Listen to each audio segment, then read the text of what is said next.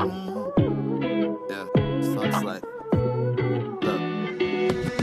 Not a Giants fan, still Jeremy Shockey the wrist. Something young to catch that last pass or the pun I just intended. Compare yourself to me and you'll never fill up the par. The bar is way too high, man, my power scaling different. Lately I've been plotting out my next move.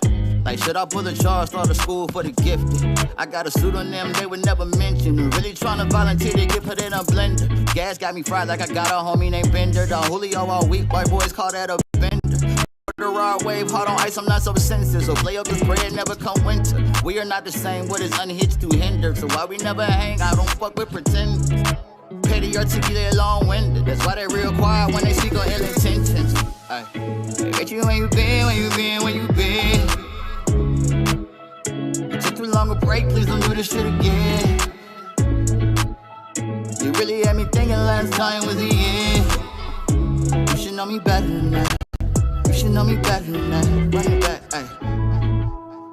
Bet you when you been, when you been, when you been. You took too long a break, please don't do this shit again. You really had me thinking last time was the end. Come on, you should know me better than that. You should know me better than that. Ay, look, I won't always be here, but I won't leave you hanging. I won't always be here, but I won't leave you hanging. No time for goodbye right now. Spread the word. I'm back in town.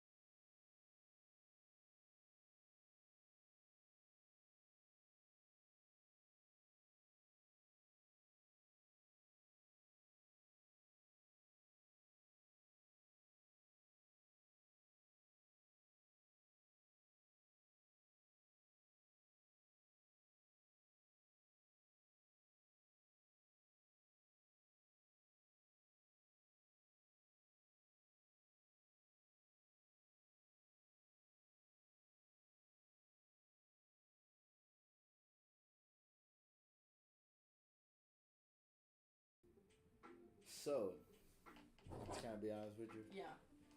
They have been chilling on our aesthetics for like a smooth, not even long, smooth 20 minutes. They just been looking at us. They just been looking at us because like there's always a trade off when I gotta do the countdown. They can always hear us doing the countdown. I'm like, oh, I gotta mute the mic.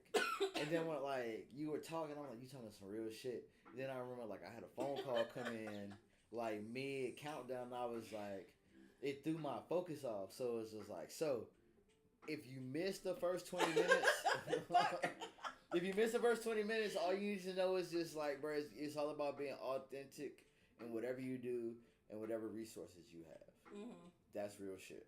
Yeah. Okay. So we is RichTube TV live. We kicking some rich shit with Mariah. Down.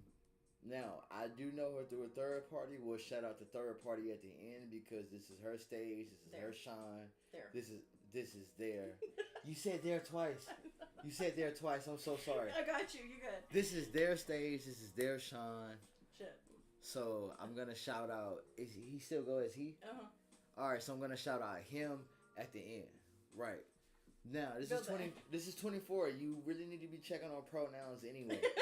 Just out of respect, for real. For real. And now, like, if the compassionate ones are always gonna like just compassionately correct you. You know, you gotta watch the ones that kind of want to be dramatic about it. You know, so they are not one of those ones. You know what I'm saying? They are not the ones that are gonna be like, hey, you know what I'm saying? Like, that's real shit, and I appreciate you for that. Because anytime like y'all correct me and I'll be like, fuck, I missed it. Like it's almost like, I don't know if you ever played like whack-a-mole and like the mole will pop up and you'd be like, shit, like you'd be like, damn, it was fucking day. Like, that's how I feel about it. But it was just like, yeah, but like, yo, always make strides to always strive to respect. You know what I'm saying? Even if the respect goes a little bit out of like your normal comfort zone, like still, because they go out of their way to comfort you, go out of your way to comfort them. You know what I'm saying? No, like don't even go like that's not even about like pronouns. Like them is that's inclusive just a general rule with everything. Now, while we were silent, we were discussing about like just the different dynamics with entertainment and with comfort levels with everything. Now, I do want to ask, you know, with your, you know, photography like field, were there moments where you were dealing with the client and you just didn't feel the most comfortable? And well, I'm gonna leave it at that because I'm gonna add on to the question after that, but I kind of want you to answer that first. I'm really empathetic, so I think like I tend to feel others' discomfort more than my own. But I also like the most uncomfortable a client has ever made me. It actually wasn't the client, it was their mother who came in to like help them choose imagery. And the mother spent like the entire like image reveal, which is supposed to be like a happy moment, right? Where, I mean, it's also where I make money, but like it's supposed to be like a, look, you didn't know that this was you, and I'm gonna show you that this is you. Isn't that amazing? That's dope. Right? But this woman just shit all over her daughter verbally the entire time.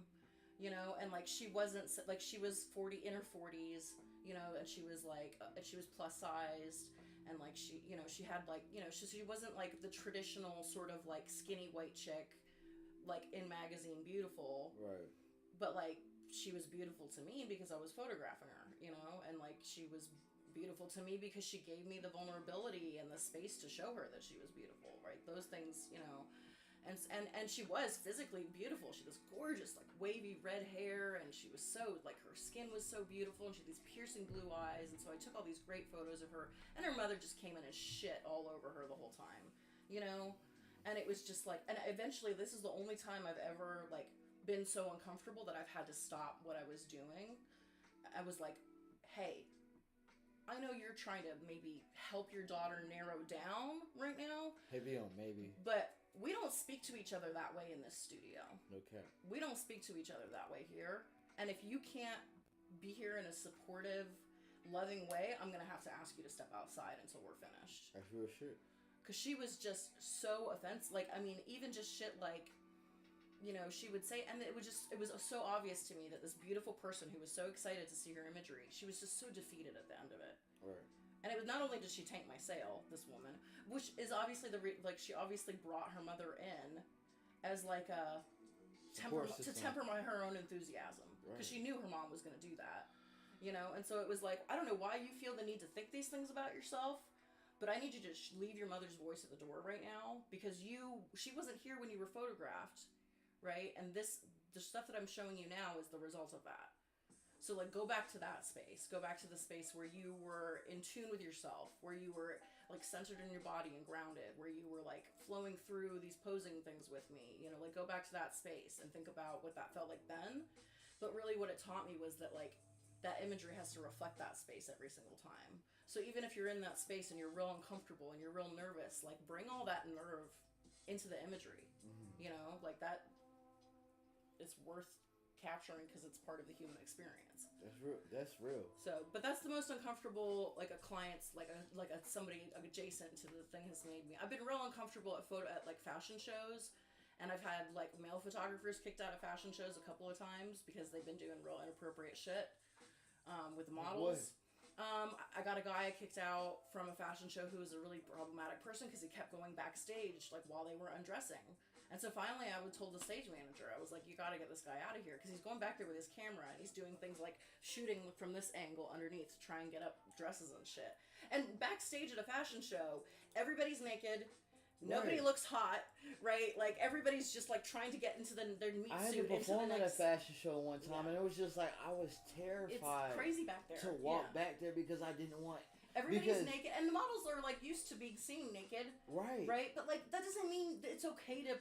That means nothing. Yeah. So damn, like, I like, big shouts to the Fruit, big shouts to Ari Quinn, but it was like, that was one thing I did not want to do, because like I was performing like it was me, Ari Quinn, and another artist. Ari Quinn was actually a model and an artist at the time, but it was like, as she was performing, we had a song that we had to do, so I definitely, so I pulled up like dressed in like the attire I was supposed to pull up in, but it was just like the backstage was back there, and I'm like, I don't want to go through here, because like those are like whole models. Like, not only are they getting dressed, they're getting into their mode. Like, they trying to get into like their fierce like persona. They trying to like build their aura. Like, this is basically Gohan going Super Saiyan in a hyperbolic time chamber. I don't want to fuck that up at all. So it's just damn, like, so anybody to just intentionally go back there and like fuck up somebody's vibe, like, that is fucked up. Yeah, it is fucked like, up. Like completely, and like I totally get that shit. Like, well, it's a very vulnerable space being photographed, right? Right. Like, you are like putting someone in a vulnerable space, and that's why, like, especially because like we have this kind of idea now too that we photograph ourselves so much constantly, right? With the little computer that lives in our pocket, right? And like, and it always looks exactly the way we want it to look. So like, letting go of that control, because when we post what we want, right, where we feel like we look good. There's an app that, like, you know, now flattens your tummy, and like there's an app that takes away your acne scars, and you know, there's, so like, now what we post and what people perceive are two different things, right? And so what we post is exactly what we feel is like perfect, finished enough, right, product for people to perceive us that way. You're handing that control over to somebody else when you come to me to be photographed, where you're not going to get control over how flat your tummy is. It's just going to be exactly as how flat as your tummy is now. You know, you're not going to have control over whether or not you have a pimple, right? Like, obviously I edit and I take away certain things, but like my personal style, like bodies, I don't retouch. There's no retouching. So like, if you've got a bruise or a cellulite or a scar, like, I want to see all of it. Right, I want to see all of you and every part that's permanently part of your existence walking around right now. And that's like a space that a lot of people aren't crazy about giving over that control of their image, right?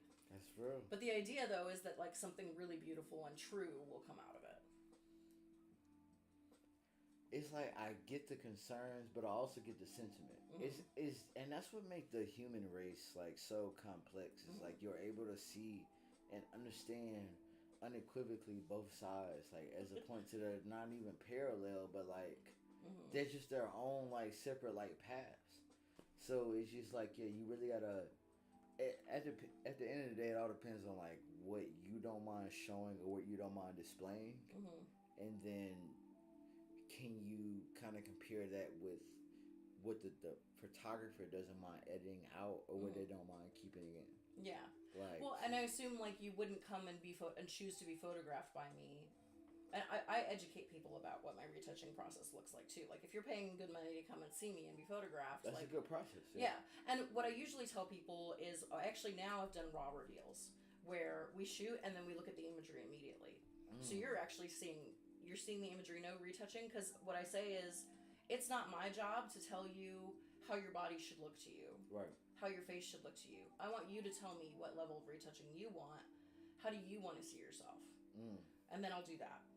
To a certain extent. I'm not gonna I had a client that was like in his 80s and he needed a headshot. This was a crazy story. He used to be this huge investment banker on like Wall Street. Right. And he was, because of like some embezzling shit and like a bunch of crazy illegal shit happened where his money got stolen basically by some business partners. So he was at 80 having to go back to work, like to afford his lifestyle. And so he needed a new headshot. And he was like, well, can you make me look 20 years younger? I was like, I can, but you don't want me to. Right. You don't want that. Right? Like, use your experience and your age to your advantage.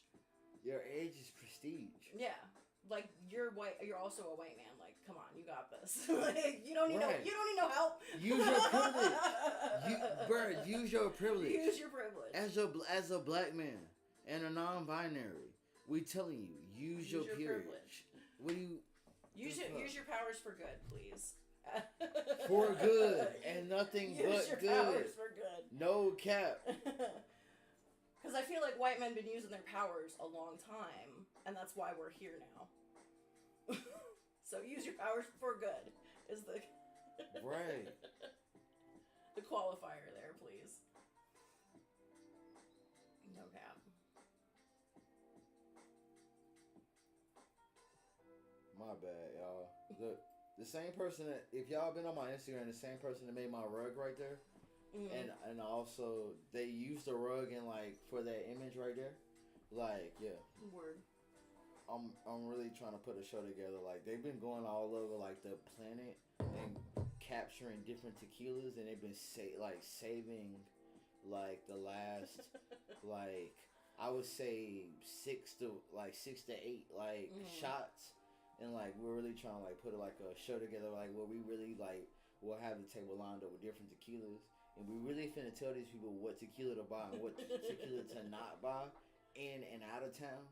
Like I don't know, I'm always thinking so far ahead, and like sometimes like I kind of like hate I got that type of vision. I'm really mad at myself that I didn't spend more time last time I was in Mexico drinking tequila. Like I really should have spent like a long ass time going to all the different agave farms. Tequila is the new girl. It's like the new like lady. Like I don't know where cognac lost it, but like cognac and damn whiskey used to have it, but somehow it's like ever since we got closed in, I think it was because like people were taking like mad shots of tequila and then waking up the next morning like, yo, wait a minute.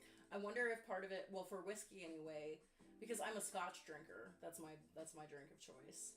Only time I think about Scotch is when I'm watching Scandal with Olivia Pope. Because they keep a Scotch in a decanter, and I'll be like, nah, fuck that. Where that tequila Mockingbird at? Well, I've been drinking more tequila lately, but because most of my friends drink it. What are your go-to brands? My favorite right now is I really like mezcal more than just straight tequila, but I really like. There's one from. It's spelled like Moscow, like the city in Russia. No, mezcal. Mezcal. Yeah.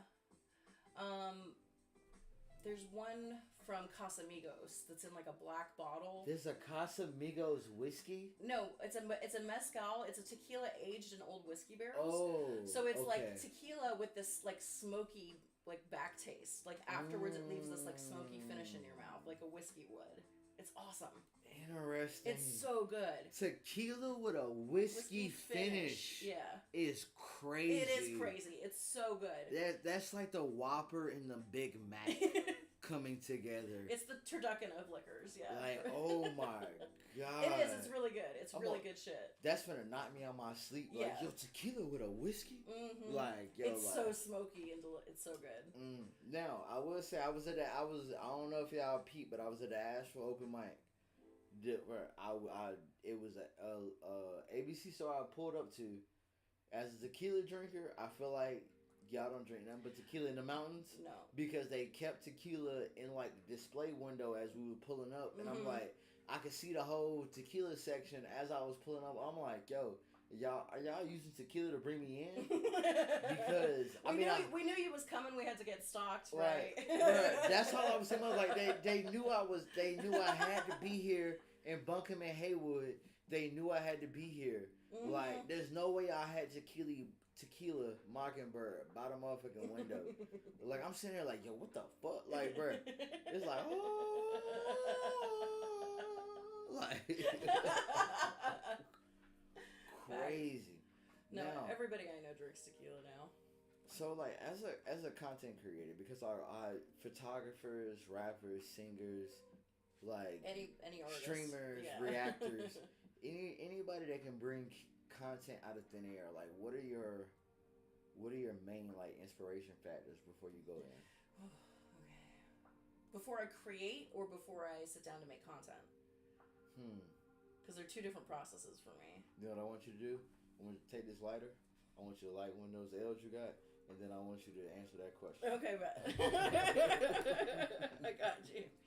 All right. This L was brought to you by Living Life and Life Living. Who'd you steal this lighter from, Richie? That is a very good question. I wouldn't say that a lighter was stolen, more so donated to the life of Richie Nelson. Okay. Donated. Okay. It was donated to the life that I live. So, now, to answer your question, where have your most of your... Now, when I say inspiration factor, not from the artistic aspect, but from, like, the production aspect. Cool. So I'm real bad at that part. That's something that, like, I know I need to get on a schedule, right? I know I gotta get on a schedule, and I gotta be creating, because I gotta train my audience, and I gotta train the algorithm when to expect content from me. And, you know, when your entire life hasn't just imploded in front of your eyes, that's a little bit easier. But, Y'all want that story? I gotta get on a Patreon. Facts, right? Like, check out my OnlyFans for that story. No, some like literally my best friend 2 days ago, we were drinking tequila on the couch, and she convinced me to start an OnlyFans. I'm like, I don't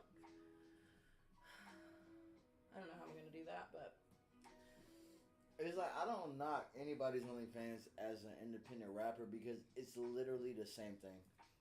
Facts. You're only y'all like, are about as close to sex workers as anybody who's not a sex worker gets. Like, for real, an OnlyFans account. Damage does it by choice, I feel like, but like, yeah, like, an OnlyFans account and the same thing is like like a distribution account are literally the same thing. Like, for real, it's all about like you're gonna get paid based off how much you promote yourself or how much somebody promotes you. And like the volume and like which somebody like comes and fuck with your content, songs, videos, songs. You know what I'm saying? Like that's really what it's about. That's why like a while back I dropped a song called Classy, and like the first thing I did was reach out to sex workers. I didn't even think about. I didn't even like consider them sex workers. I was just like, you got an OnlyFans account. This is the type of song like you could twerk to. I've been on a lot of videos on Twitter where like I done seen somebody twerking. I'm like, yo, what song is that? Like, facts, I've done that too. So it's just like I've kind of like go from like a sociology type of aspect. Like that's just me personally. I don't know what everybody else do, but it's just like if something like resonates with me, then I don't. First thing you got to do is consider yourself not special. So if something resonates with you in a certain way, then my first thought is to sell it in that exact way. Because it has to be millions of people just like me out there that would hit it that same way. Like that's just kind of how I see it. That's so counter to the message that every content creator receives, though, right? Which is that you have to stand out from the crowd. You have to be special. You have to do something unique, right? But that's not really what we know as artists, as well as content creators, right? That there is no such thing as unique art, right? It's just everything is a reaction to your circumstance and your historicity and the content that's come before you, right? The only thing that's unique is your rendition, right? Your rendition and your perspective. My mom the other day told me I'm in a very depressive period, and my mom told me that even if you are there, the meaning of life is nothing. The universe is expressing itself as this singular moment that is you. So whatever you feel the need to express is the universe expressing itself through you. Mm-hmm. That's where you're supposed to be if you're there, because that's what the universe needs to experience through you right now. Now I don't want to get too deep, but have you ever came a part of times where the universe intervened to make sure that it continued the way it expressed the way it wanted to express? Because I'll give an example. Like I used to host a show called Shot Topics. Mm-hmm. I kind of promoted myself to showrunner, so I had a different host. I had a host in mind that night, mm-hmm. but that host couldn't make it, mm-hmm. so I had to get another host. Mm-hmm. The way the guest acted, I knew as the guest was acting that way that I came through with my original host, mm-hmm. it would have been an altercation. Mm-hmm. So it was just like the universe, like seeing like, okay, I see what you're trying to paint, but you're gonna fuck it up if you paint it like that. Word. Let me right, real quick. Good looking out. So you can paint it the way that you want to paint it and the way that I want to see it. Word. So there have there been times where like you thought like the universe threw you a curve, and then it ended up coming out way better than you expected, almost as if the universe expected it to go exactly that way. I've been feeling that way a lot recently, actually. You do? Yeah. You show and tell. Share. Okay. Share with the kindergarten class. We're definitely on the carpet right now. I mean, okay. Not to get all, gushy, and I'm an individual, right? So the part of what y'all missed during the muted part was that individuals are individuals, even if they're partnered to people. Interesting. Right, but when I met Damage, I kind of felt that way. I didn't expect, I usually don't get a lot of surprises by choice. What do you mean? Like, my life rarely surprises me. It's usually exactly what I expect it to be. And that's not a good thing. I've decided I don't like that. You know, you sound like, you kind of sound like that one super off of, The Boys, where, like, they are almost, like, never surprised type of situation. Well, only because I'm very intentional about creating the shit that I want to create, like, and creating the spaces that I want to create in my life. Like, work hard for that shit. But I wasn't expecting the relationship that I'm in now at all. And a lot about that was, like, in so much alignment with all this other shit that was coming like a year later that I wasn't ready for or didn't think I was ready for and didn't know that I needed, and then like that now I'm in the middle of that. But without that relationship and how unexpected that was and how everything since then has been unexpected, I wasn't going to be in a space without that relationship where I could have done what I'm doing now. I used to think this was the cool part about humanity, but I think that's the cool part about sentience. It's like when you become a sentient human being, like, and like sentient to your level, like, to me, I feel like baboons, monkeys, lions, everything that's in the jungle is sentient to each other, right? Mm-hmm. Just on their own language. Mm-hmm. Love is something that nobody ever predicted, but can almost expect as a sentient human being. Like, if you look at it as a math, every sentient, like, being is always going to be impartial to something.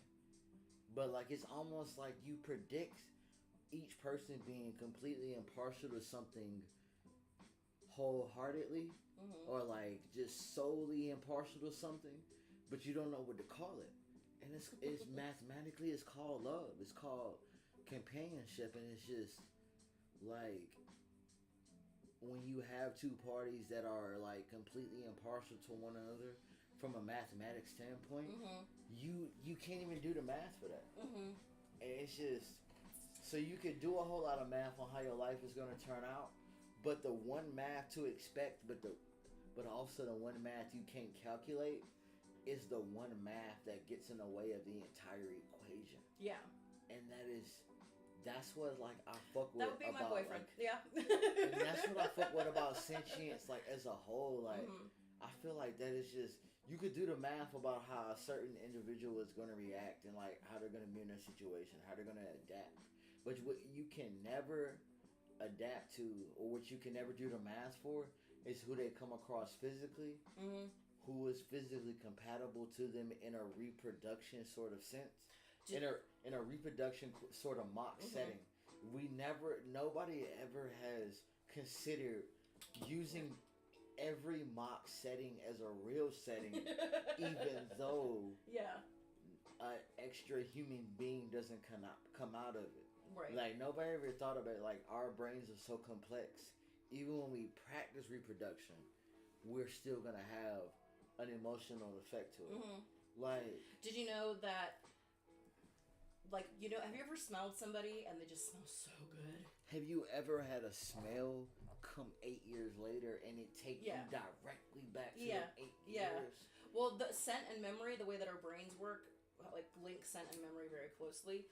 But, have you ever smelled someone and they just smell so good? You're like, and you have to have them. Like, you're so attracted to them just because they smell so good, like primally to you. I'm reading a book right now. It's shout out to the author. I'll tag the author in like the comments later down. But I've read their first book. It's like a 8-book series. I'm on book 2, and like this is I hate the relationship because it's a 17-year difference. Like that shit is wild to me. Like you better not ever catch you on sale block 1. Like oh god, like bro, like it was some fucked up shit. But it's just like this old nigga that like fuck with this young shorty. Like she really on some like he really on some like yo her like he always smell like jasmine perfume or like matcha tea on him like I get like you know so I understand that like cause I'll smell it'll take me back to that first link with a shorty like she just snuck me into her parents' house or that like that first link with a shorty I'd have met her at the bar or like that first time like me and a shorty that moved into an apartment like it's just so many different scents of life. I know. This shorty I'm dating now has like her hair smells like bubble gum. It's amazing. Every time she like walks by me, and she's real short too. She passes right under my nose. And then you she wanna passes wonder right like, under my bro, nose, like, and I'm like, like how did you do that? I don't know. But the top of her head always smells like bubble gum. Anyway, yeah. But apparently, when we really enjoy somebody's like natural body odor, it's because they're genetically dissimilar to us. So the better someone smells, there's a link, like a correlative link between how good someone smells to you and how genetically dissimilar they are for you to encourage genetic diversity to perpetuate the species. Hey Google, what's the definition of a correlative? Here's the definition A of correlation. correlative. Having a mutual relationship, corresponding. I told you want to come sit at the crib and stream with me on Sunday? Yeah, that sounds really chill. 10 minutes later, Richie's like in an encyclopedia. Like, the fuck are they talking about? Oh yeah, I keep Google here because like I'm a fan of words. Like, if you've seen my rap life, even before like I even went and grabbed a camera, like you would know. Like, I have a song saying I feel so ostentatious, and they used to like. It wouldn't even like tease me, but they'd be like, bro, you done put ostentatious in a fucking In a book. rap? Right. And I got the song from the first Iron Man. The nigga was talking about an all gold suit and he was like, that's a little ostentatious, don't you think? Yeah. And I'm like, okay, this is where like, you know, since so ostentatious mean like you stand out. Like sometimes I feel like I stand out because I've been in Raleigh like a lot of times, but like it's not where I grew up because the next line is, riding around the city I wasn't raised in. Like, you know what I'm saying? Like, I think it's because motherfuckers was like, this nigga done brought a whole, learned a new word. And not only did he learn a new word, he rhymed it. This shiesty son of a bitch. Like, You know what I'm saying? Like, Word. it's crazy. Yeah. But damn, like, yeah, I'm all about, like, new words. So it was like, when you said correlative, I'm like, so it was like, correlate? I was already putting it together because I watched the Achille and the Bee movie, and Achille and the Bee really had me like, okay, root words. I don't know why it took those two black people on screen.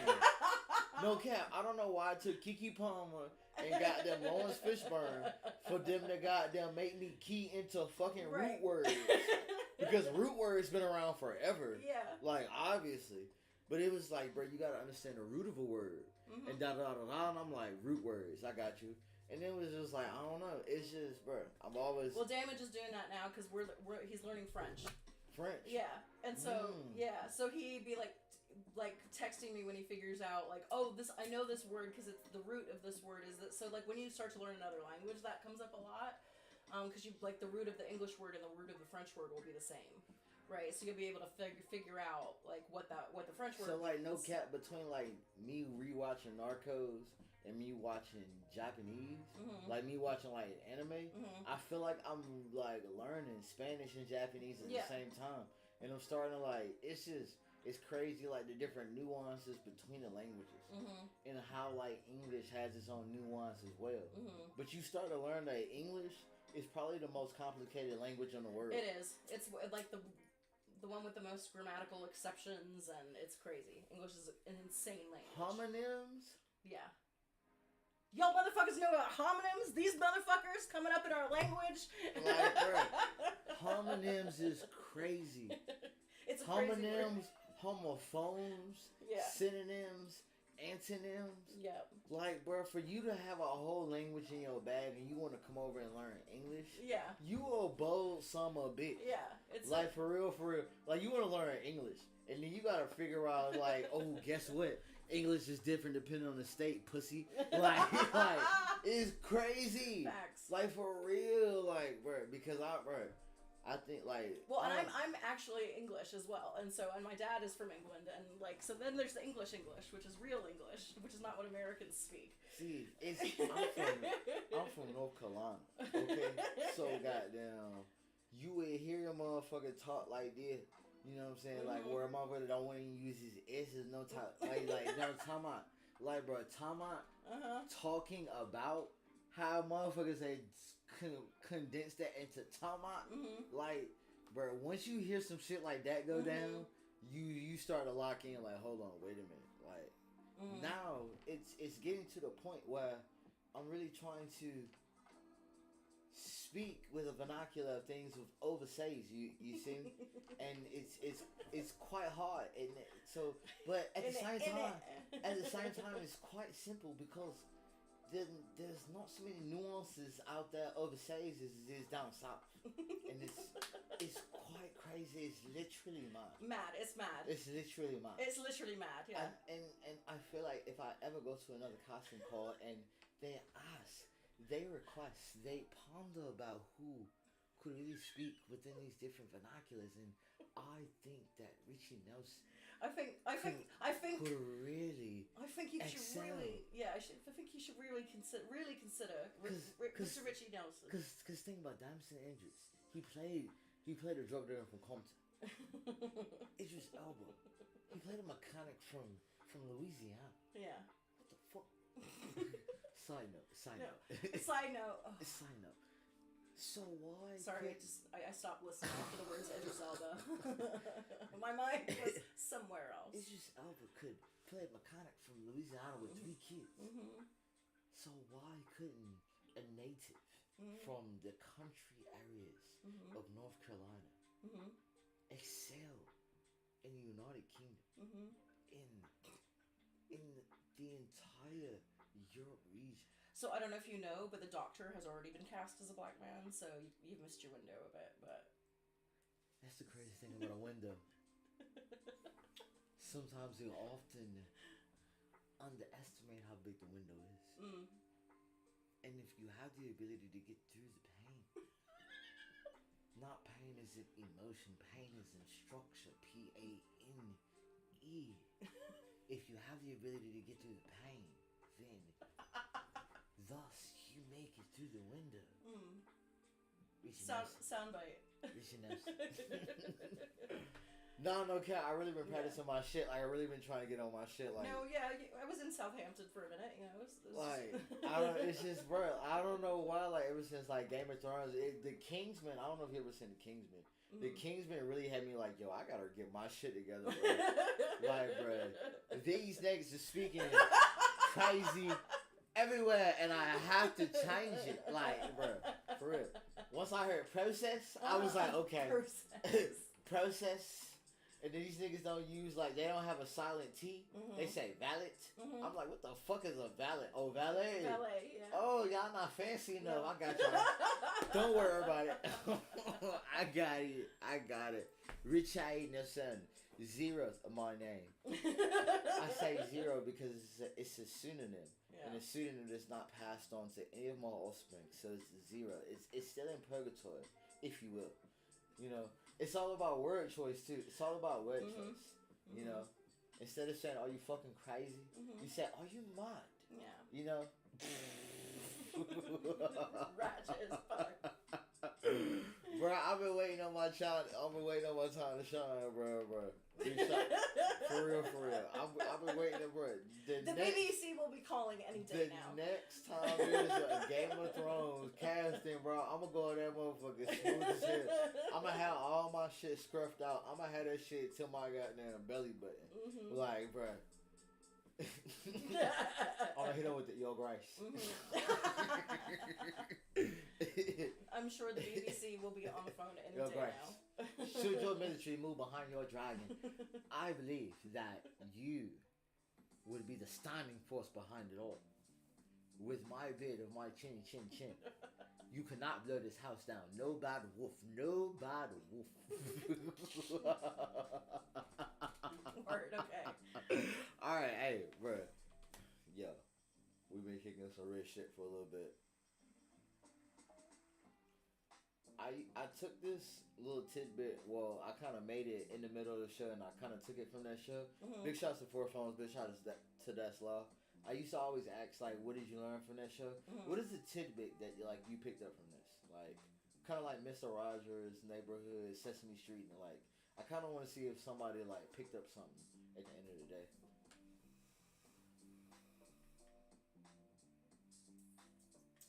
I picked up the confirmation that it is okay to be chill, be yourself, arrive without a scripted idea of what's coming.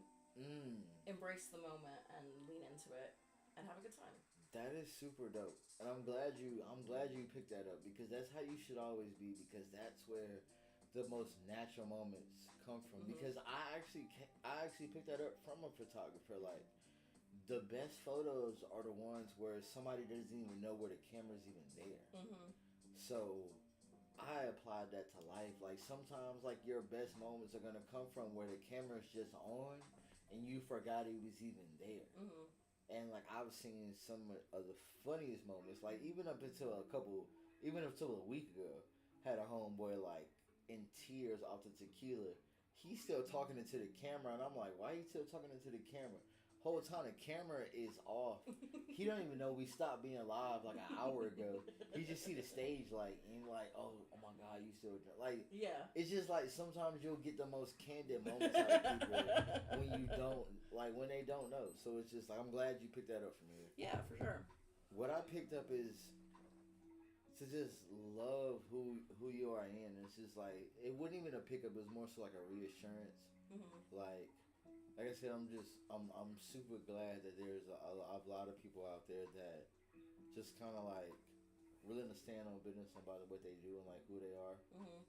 And it kind of just makes me feel like, okay, I don't feel so bad when I do it with like maybe a traditional crowd or maybe like any other crowd. Like, all right, bet, like, but this type time I'm on, like, whatever. So cool. Oh God. Now, before we get up out of here, where can these good people follow you at? Instagram is the best place to follow me. I'm at MCWPhoto, PHOTOAVL. So at MCWPhotoAVL on Instagram. Now, if you see me, Google me. Like, no, you can really go into that depth. You remember when Google had like a goose? like type of shit. Mm-hmm. Like, yeah, go to the Goose app and just Rich Nelson 2K. Just put it right there in the search bar. I got to come up, no cap. Like, I've tried it myself. It's literally right there. Once you find me, follow me, Rich Nelson 2K, Instagram, TikTok, all that shit. It's been the first live of Kickin' some rich shit, and I will say, like, between the lo-fi chilling, between like just the different things that we've been talking about, between like just like I don't know, like I got like a reaction channel, so sometimes I feel like we need to watch something on the screen for us to like get a rise out of people, and like this is like one of those episodes where I was like, yo, like we just really in here talking about some real shit, and like I appreciate that. Real rich shit. Real rich shit. Kicking real rich shit. Kicking it with real rich all shit. All that shit. Like, I fuck with you for that. So yeah, follow the channel, like and subscribe. Tell YouTube stop bullshitting, because why are they bullshitting on my views? I don't understand why they would even do some shit like that. Like, bro, stop playing. We out. Peace.